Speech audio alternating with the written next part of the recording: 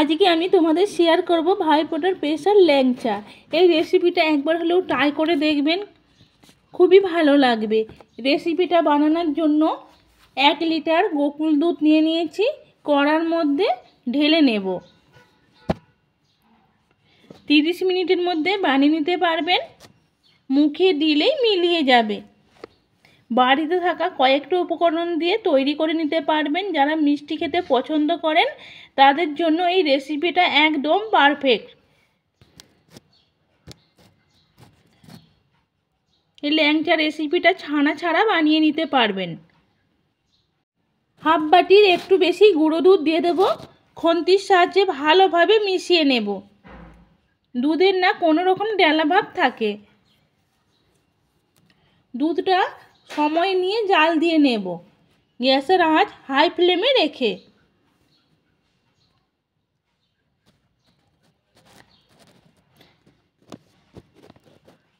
যারা মিষ্টি খেতে পছন্দ করেন তাদের জন্য এই রেসিপিটা একদম পারফেক্ট। দেখুন দুধটা কতটা গাঢ় হয়ে গেছে, আরও একটু শুকনো করে নেব। ছোট থেকে বড় সবাই খেতে পছন্দ করবে। ভিডিওটা খুবই ভালো লাগবে, প্রথম থেকে শেষ পর্যন্ত দেখবেন। একবার দেখলে যে কেউ বানাতে পারবে, কোনো রকম ঝামেলা ছাড়াই বানিয়ে নিতে পারবেন। দেখুন বানানো হয়ে গেছে। এবার একটা থালা নিয়ে নেব, থালার মধ্যে তুলে নেব।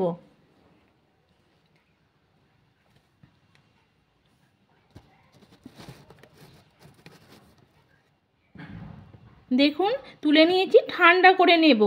চিনির শিরা বানানোর জন্য একটা গামলার মধ্যে 2 বাটি চিনি দিয়ে দেব। এবার 2 বাটি পরিমাণ জল দিয়ে দেব। চিনির শিরাটা বানিয়ে নেব 8 থেকে 10 মিনিট সময় নিয়ে। দেখুন চিনিটা ভালোভাবে গলে গেছে,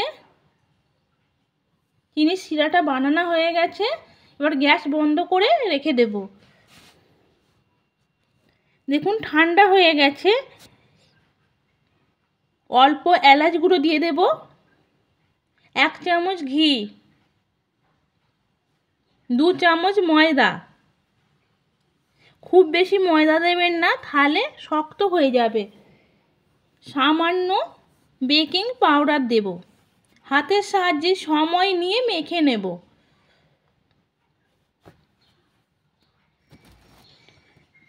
দোকানে না গিয়ে ঘরেই বানিয়ে নিন দোকানের মতো ল্যাংচা।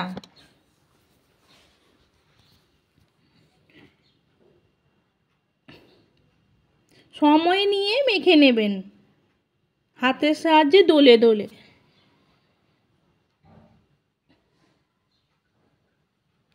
দেখুন ভালোভাবে মাখানো হয়ে গেছে, নরম একটা ডো হয়ে গেছে। দেখুন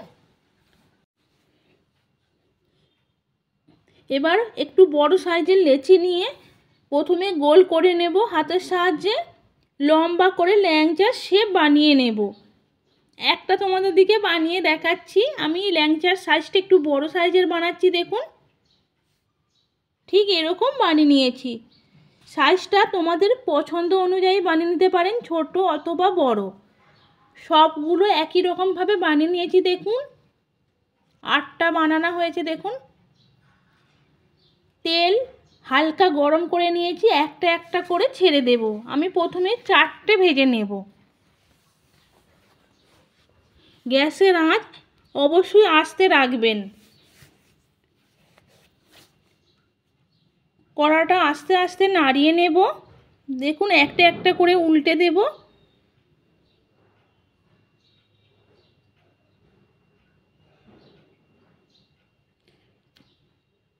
গ্যাসের আঁচ একদম জোর দেবেন না, আস্তে আঁচে ভেজে নেবেন। দেখুন উল্টে পাল্টে ভালোভাবে ভেজে নিয়েছি। এবার তেল ঝাড়ি ঝাড়ি তুলে নেব, শিরার মধ্যে ডুবিয়ে নেব।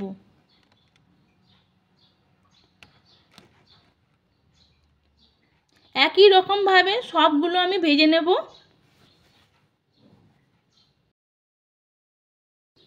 দেখুন সবগুলো ভেজে চিনির শিরার মধ্যে ডুবে দিয়েছি। 3 থেকে 4 ঘন্টা আমি ভিজিয়ে রেখে দেবো।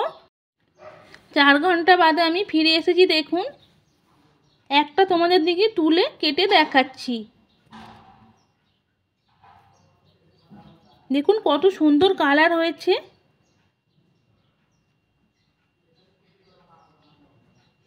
রেডি হয়ে গেছে ভাইফোঁটার স্পেশাল ল্যাংচা রেসিপি। দেখুন তোমাদের দিকে কেটে দেখাচ্ছি, ভিতরে রসটা কত সুন্দর ঢুকেছে। একবার হলেও ট্রাই করে দেখবেন, খুবই ভালো লাগবে, খেতে একদম অসাধারণ।